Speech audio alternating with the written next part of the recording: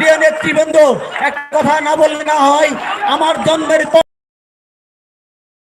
শীষ নামক কোন প্রতীকে আমরা দিই নাই, যার নেতৃত্বে জনাব মোহাম্মদ আলহাজ হযরত আলী ভাই কারাবরণকারী দীর্ঘ 2.5 বৎসর কারাগারে থেকে তার পরিশ্রম, তার অবলম্বন, তার ত্যাগ, একটা মিল ছিল, মিলটাও আওয়ামী লীগের বেতার তারা বন্ধ করে দিয়েছিল, তাও তার অটল থেকে সে নেতৃত্ব থেকে সে এক কদম সে পা এর কোথা থেকে সরে নাই।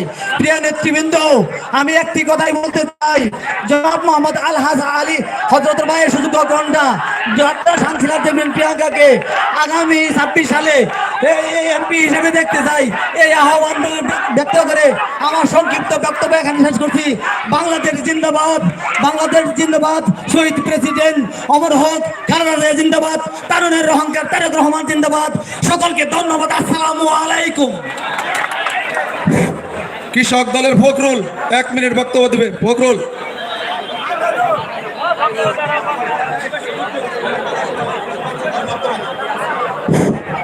আউযু বিল্লাহি মিনাশ শাইতানির রাজিম, বিসমিল্লাহির রহমানির রহিম।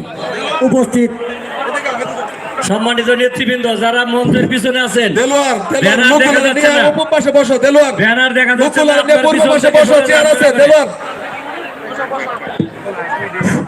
উপস্থিত আজকের আলোচনা সভার সম্মানিত সভাপতি সাহেব, উপস্থিত প্রধান অতিথি, বিশেষ অতিথি ও উপস্থিত সকল নেতৃবৃন্দ, বিশেষ করে আমার কৃষক দলের সংগ্রামী সভাপতি শফিকুল ইসলাম গোল্ডেন ভাই, আরও সকল ইউনিয়নের সদর থানা বিএনপির অঙ্গ সংগঠনের সকল নেতৃবৃন্দ, সকলের প্রতি সালাম, আসসালামু আলাইকুম। বক্তব্যের প্রথমে বলতে চাই, যেহেতু সংক্ষিপ্ত বক্তব্য, তাহলে আর আমার বক্তব্য দীর্ঘায়িত করব না। আজ আমার মনটা পড়ে গেছে, আজ এই ইউনিয়নে এই প্রথম বিশাল জনসভা, বিএনপির জনসভা আর কোনোদিন আমি দেখি নাই, আজকেই প্রথম।